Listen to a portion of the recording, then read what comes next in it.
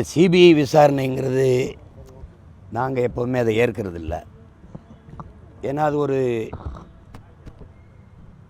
இந்த மாநில உரிமைக்கு மாநில தன்னாட்சிக்கு எதிரானது, அது ஒரு அவமதிப்பாக நான் பார்ப்பேன் எப்போவுமே. இப்போ எங்களுடைய காவல்துறை விசாரணையில் என்ன குறை? இப்போ நம்ம அரசு தோல்வியை ஒத்துக்கொள்ளுதா?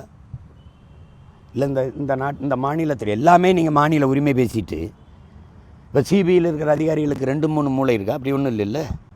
இப்போ இத்தனை ஆண்டுகளை சிபிஐ விசாரித்து நிரூபித்த ஒரு பெரிய இது ஏதாவது ஒரு வழக்கு இதை நியாயத்தை பெற்றுக் கொடுத்துச்சு அப்படி ஏதாவது சொல்லுங்கள் பார்ப்போம். இது தமிழ்நாடு அரசுக்கிட்ட இருக்குது, சிபிஐ மத்திய அரசுக்கிட்ட இருக்குது, இந்திய ஒன்றிய அரசுக்கிட்ட இருக்குது. நம்ம நினச்சிக்கிட்டு இருக்கோம் நீதிமன்றம், தேர்தல் ஆணையம், அமலாக்கத்துறை, வருவாய்த்துறை, இந்த வருமான வரித்துறை, இந்த மாதிரி இந்த மத்திய புலனாய்வுத்துறையெல்லாம் தனித்த அதிகாரம் கொண்ட தன்னாட்சி அதிகாரம் பெற்ற அமைப்புகள் என்று நம்பிக்கொண்டிருக்கோம். அது ஆட்சியாளர்களுடைய 5 விரல்களைப் போல இருக்கும். அது நீட்டினா நீட்டும், மடக்குனா மடக்கும். அதனால் அதை பேசி பயன் இல்லை. சிபிஐ விசாரணையில் என்ன வந்துடும்? அப்போ இவ்வளவு சிறந்த காவல்படை, எங்கள் காவல்படையை அவமதிக்கிறீங்க நீங்கள். இப்போ என்ன பிரச்சனைன்னு சொல்லுங்கள் நீங்கள்.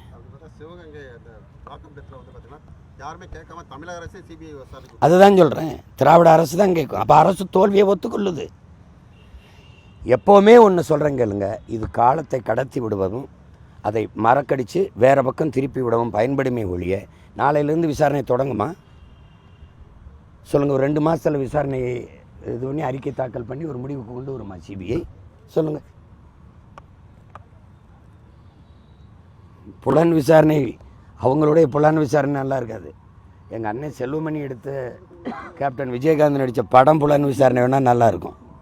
சும்மா சொல்லிக்கிறது தான். அதை ஒரு விசாரணை போடு, ஒரு கமிஷனை போடு, தனிநபர் ஒரு நீதிபதி பேரில் ஒருத்தர் தலைமையில் ஒரு விசாரணையை போடு. அப்படிலாம் என்னென்னா டேக் டைவர்ஷன். சாலையில் போயிட்டு இருக்கும்போது டேக் டைவர்ஷன் போடுவான். இந்த பக்கம் திரும்பி போ, அந்த பக்கம் திரும்பி போ, திசை திருப்பி விடுறது தான். இப்போ சிபிஐ விசாரணை இருக்குது, நம்ம ஒன்றும் சொல்ல முடியாதுன்ட்டு போயிடுவீங்க. இதுதான் நடக்கும்.